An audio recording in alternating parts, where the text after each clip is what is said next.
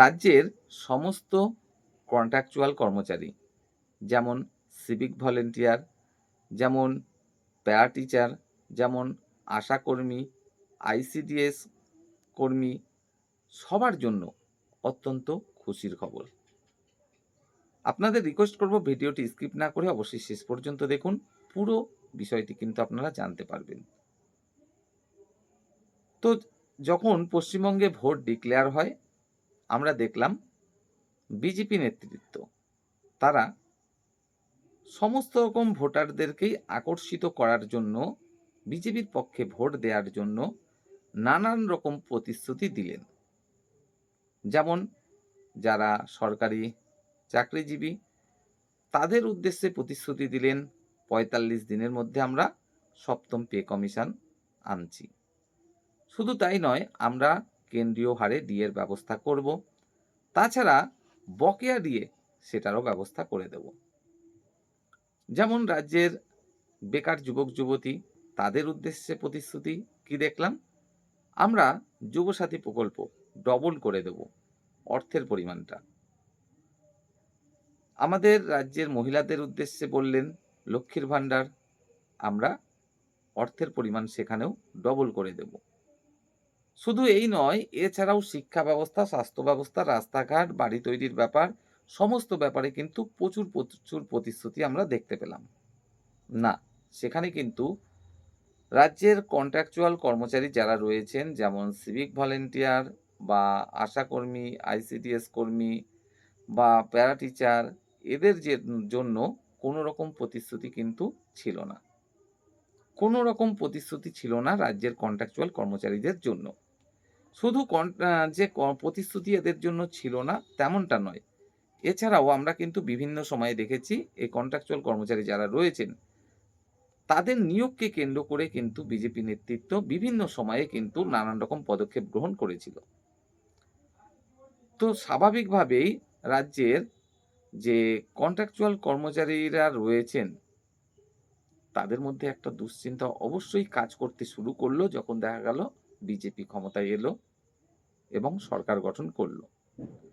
অবশ্যই রাজ্যের কন্ট্রাকচুয়াল কর্মচারী যারা রয়েছেন তারা কিন্তু চিন্তিত হয়েই পড়ল যে এমনিতেই তো ওনারা আমাদের নিয়োগকে কেন্দ্র করে বারংবার কিন্তু এটাই মন্তব্য করছেন যে আমাদের নিয়োগের স্বচ্ছতা নেই, তাই আমাদের নিয়োগটা পুনরায় বিবেচনা করা উচিত বা অনেক কিছু বিষয়।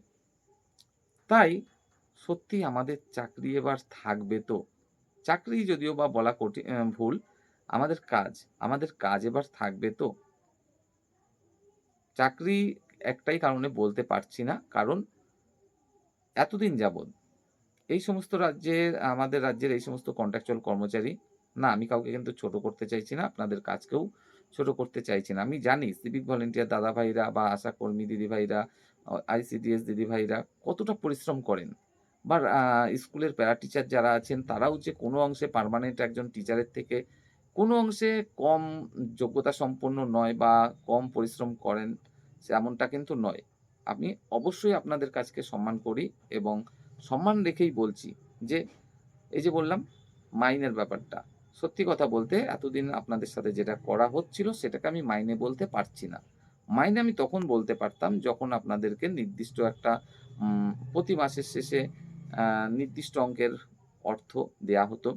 যখন প্রতি বছর ইনক্রিমেন্টের ব্যাপার থাকতো। যেমন আমরা স্থায়ী ক কর্ম কর্মচারী যারা রয়েছে তাদের ক্ষেত্রে দেখি প্রতি বছর ৩% মতো তাদের সেলারি কিন্তু বৃদ্ধি পেয়ে থাকে।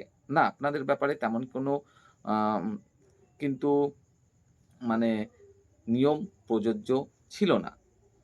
আমাদের পশ্চিমবঙ্গের ক্ষেত্রে অন্তত। তাছাড়া আমরা এই যে স্থায়ী কর্মচারী যারা রয়েছে তারা ডিএ পাচ্ছে নির্দিষ্ট পরিমাণ।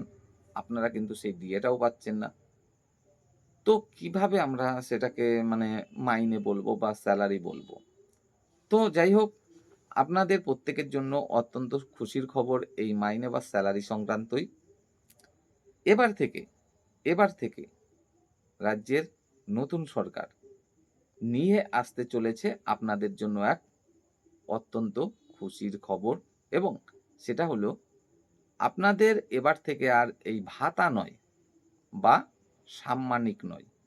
এবার যেটা দেওয়া হবে মাসের শেষে সেটা হচ্ছে মাইনে বা স্যালারি। হ্যাঁ, আর সেটাও কোনো রকম ওই যে ৫,০০০, ৭,০০০, ৮,০০০ এরকম নয়।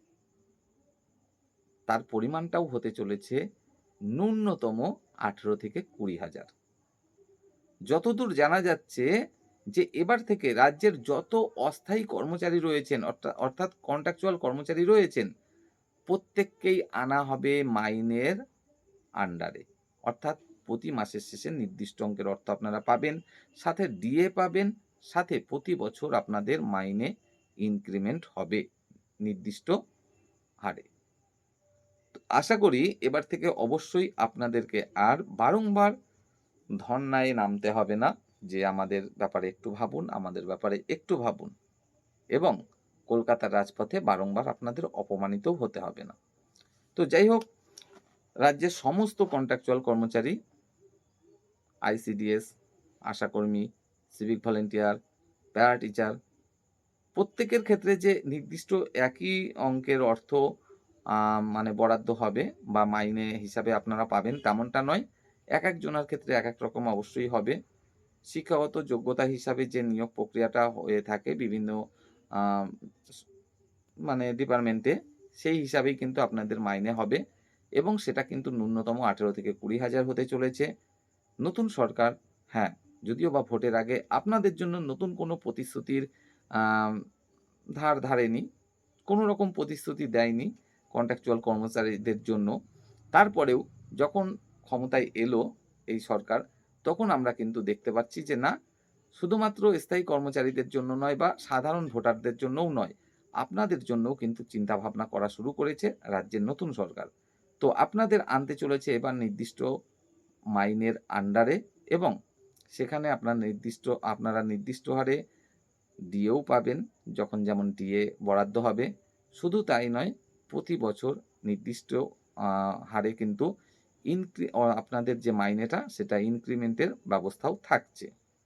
তো আশা করি এবার থেকে আপনারা অনেকটাই মানে আর্থিকভাবে সচ্ছল হতে পারবেন। কারণ যে অর্থটা আপনাদের দেয়া হতো আর বাড়ানো হতো, কখনো ৩ বছর, কখনো ৫ বছর পরে ১,০০০ বাড়িয়ে দিলাম, এরকম ব্যাপার-স্যাপার ছিল। তো সেটা এখন আর থাকবে না।